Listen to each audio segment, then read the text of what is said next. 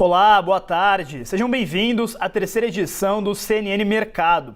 Os Estados Unidos decidiram agora há pouco por manter a taxa de juros do país. Sob nova direção, o Banco Central americano deixou os juros no intervalo entre 3,5% e 3,75% ao ano.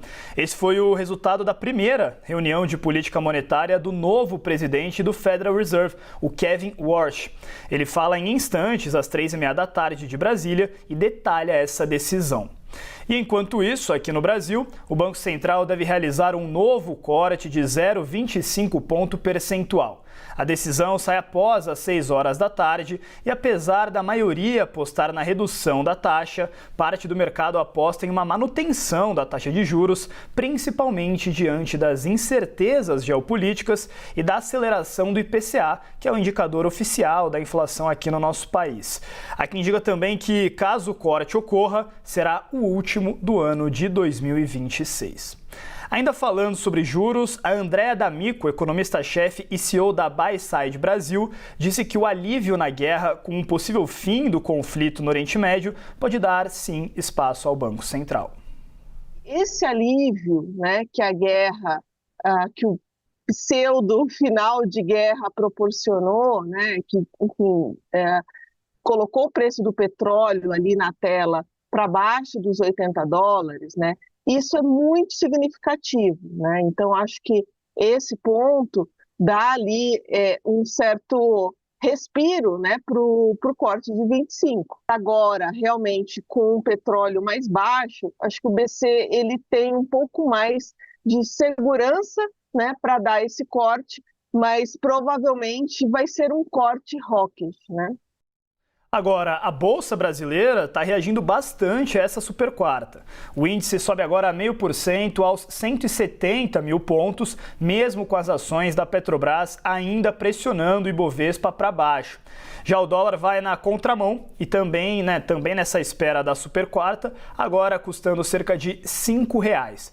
A gente segue de olho sobre quais serão os próximos passos da moeda com a movimentação dos próprios juros, do petróleo e também do fluxo externo ao longo do dia de hoje. Agora, o ministro da Fazenda, Dario Durigan, falou hoje na Câmara sobre a situação fiscal brasileira e disse que o governo vai entregar um superávit em 2027 pela primeira vez em uma década. O governo Bolsonaro apresentou um orçamento para o governo Lula de menos 63 bi, mas sem contar a Bolsa Família, sem contar, se você botar tudo que estava fora, 189 bi de déficit.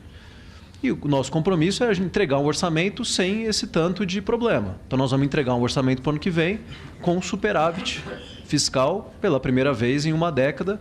E aqui reconhecendo que o país precisa de uma trajetória fiscal melhor. O trabalho foi feito com a minha condução de maneira muito transparente. Eu tenho muito orgulho, mas o trabalho não termina aqui.